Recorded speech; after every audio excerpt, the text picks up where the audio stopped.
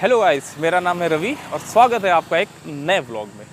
ये व्लॉग हमारा कहीं घूमने फिरने वाला व्लॉग नहीं, क्योंकि हम घूम फिर आए हैं इन दोनों स्कूटियों से। ओके, तो एक है आज हमारे पास टीवीएस का iQube और दूसरा है एथर का 450X। तो आज हम लोग करेंगे इसका कंपैरिजन, और जिससे हम आपको बता पाए कि कौन सा स्कूटर ज़्यादा अच्छा है अगर आप लेना चाहते हैं तो सबसे पहले मैं आपको दिखाऊंगा इसकी चाबी। ये है टीवीएस iQube की चाबी, जो कि इस तरीके से है, कुछ फोल्डिंग की वाली। एंड ये है एथर की चाबी, जो कि एकदम प्लेन। अब प्राइस वाइज बताऊं तो एथर बहुत महंगा है इससे, तो ये चाबी तो कुछ अच्छी दे सकते थे, बट इन्होंने ऐसी दी, पता नहीं क्यों। तो चलिए सबसे पहले मैं स्टार्ट करता हूँ प्राइस से, और उससे पहले मैं बताऊंगा कि मैं इन दो स्कूटी की ही कंपैरिजन क्यों कर रहा हूँ। क्योंकि अगर हम देखें कि तो आज की डेट में जो हॉट ट्रेंडिंग स्कूटी है, ओला है, एथर है और iQube है। iQube और एथर ये दोनों स्कूटी जो है, जो क्लेम करती है कि 100 किलोमीटर का हम आपको रेंज देंगे। तो अब मैं आपको दिखाता हूँ कि 100 किलोमीटर रेंज की अगर आप स्कूटी लेना चाहते हैं तो इन दोनों में से कौन सी स्कूटी आपके लिए ज़्यादा अच्छी बेहतर साबित होगी। तो सबसे पहले स्टार्ट करते हैं प्राइसिंग से। तो ये जो मॉडल है हमारे पास, ये है 450X जनरेशन 3 प्रो पैक के साथ, और इसका एक्स शोरूम है 1,64,929 रुपये। और फिर हम बात करते हैं इसका, जो हमारा टीवीएस का iQube है, इसका जो एक्स शोरूम प्राइस है वो है 1,36,858 रुपये। ये भी क्लेम करती है कंपनी की 105 किलोमीटर चलेगी, और ये कंपनी भी क्लेम करती है कि 105 किलोमीटर चलेगी।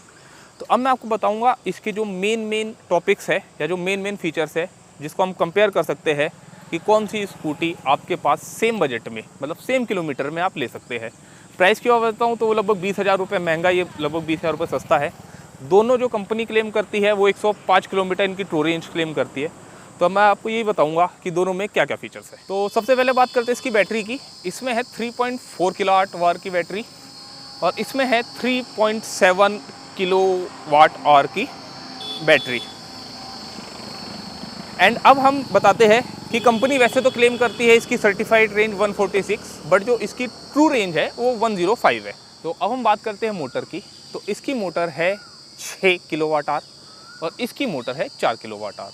तो इससे आपको आइडिया लग जाएगा कि अगर मैं परफॉर्मेंस की बात करूँ, टॉर्क की बात करूँ, तो ये आपको बेस्ट है इनसे। मैं आपको छोटे छोटे बताऊंगा कि अगर मैं प्राइस वाइज देखूँ तो ये बेस्ट है। अगर हम देखते हैं कि कौन सी स्कूटी कितना चल रही है, तो दोनों लगभग 100 किलोमीटर चल रही है, तो दोनों में अभी हम बता नहीं सकते। उसके बाद अगर बात करते हैं मोटर की, तो इसकी मोटर ज़्यादा अच्छी है। तो अगर पावर वाइज देखी जाए तो ये बेस्ट है। तो अब बात करते हैं दोनों की स्पीड की। हमने इन दोनों स्कूटियों को लगभग 100 किलोमीटर चलाया है। 100 से मतलब कि पूरा चार्ज करके पूरा डाउन होते हुए चलाया है। तो अगर मैं बात करूँ इसके नॉर्मल मोड की, यानी कि इको मोड की, तो जब हम इसे इको मोड पे चलाते हैं तो ये 0 से 50 जाती है, यानी कि जो इसकी मैक्सिमम स्पीड है 50 है। और जब हम इसको चलाते हैं इको मोड पे तो इसकी मैक्सिमम स्पीड 60 जाती है।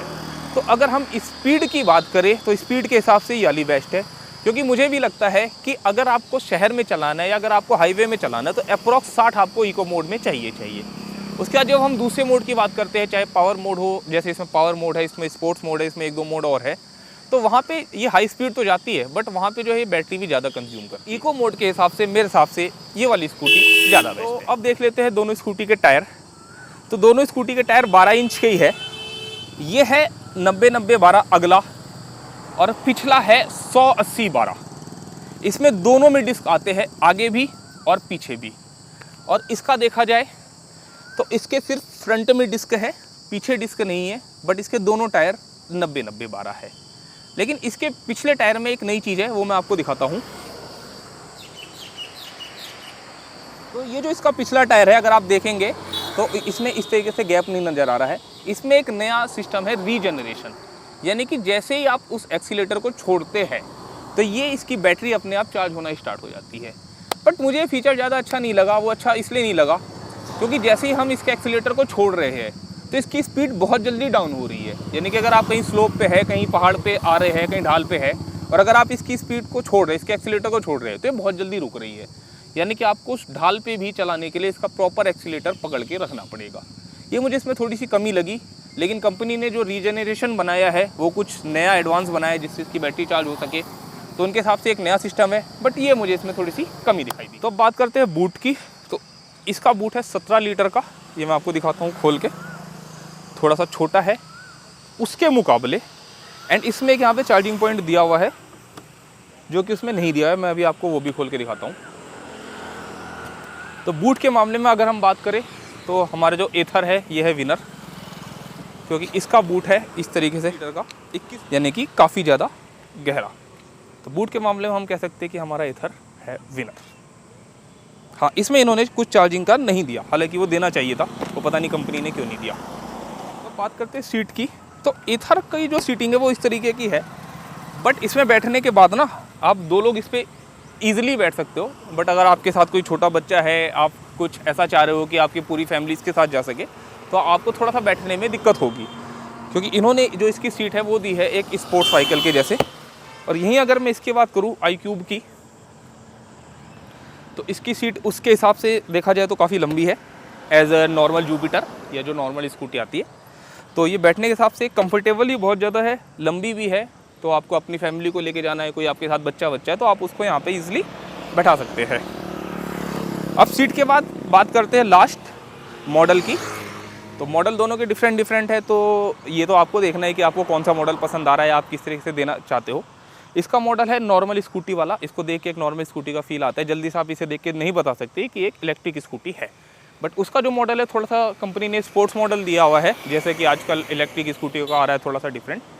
और अगर बिल्ड की बात करें, plastic plastic plastic, total plastic. अब इसमें देखते हैं, ये भी प्लास्टिक है, ये भी प्लास्टिक है, ये भी प्लास्टिक है, बट ये कहीं ना कहीं थोड़ा सा स्ट्रॉन्ग है इसके मुकाबले।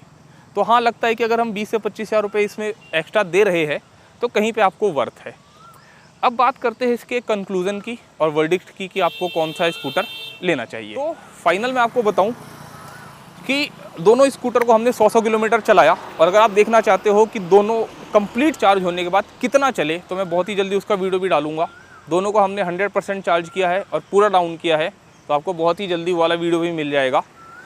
और अब बात आ जाती है पसंद की, आपको कौन सा मॉडल पसंद आता है, आप उसके हिसाब से जा सकते हैं। दूसरा, अगर आपको चाहिए एक स्पोर्ट्स यूटिलिटी व्हीकल जिसका बैकअप भी अच्छा है, स्टाइलिंग भी अच्छी है, और इसकी राइड क्वालिटी की बात बताऊं मैं, बहुत ज़्यादा स्मूथ है, क्योंकि हमने दोनों को चलाया है। ये बहुत स्मूथ चलता है, वो कहीं कहीं झटके लेती है। और इसका जो नॉर्मल मोड है, इको मोड है, वो आराम से 60 किलोमीटर की स्पीड पकड़ लेता है। इन शॉर्ट अगर मैं आपको कहूँ कि आपको अगर चाहिए कि स्पोर्ट्स व्हीकल, एक लॉन्डो वाली फीलिंग आपको चाहिए, तो आप डेफिनेटली इसके साथ जाइए। और अगर आप चाहते हैं कि आप एक फैमिली व्हीकल ले जिसमें अपनी फैमिली को लेकर आराम से घूमे, छोटी मोटी राइड आराम से करे, आपको एक कंफर्टेबल पोजीशन मिले, तो आप कहीं ना कहीं TVS iQube के साथ जा सकते हैं। ये आपको लगभग 20 हज़ार रुपये सस्ती भी पड़ेगी, लेकिन हाँ, अगर आप 20 हज़ार रुपये उसमें एक्स्ट्रा दे रहे हैं तो वो उसमें कहीं ना कहीं आपको वर्थ मिलेगा। तो आई होप मैंने इसके सारे मेन टॉपिक कवर कर दिए हैं।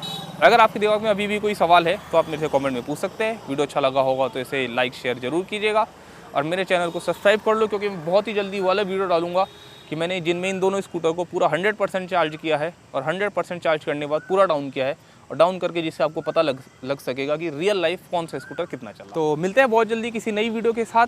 आज की वीडियो के लिए इतना ही। Signing off this video, see you soon.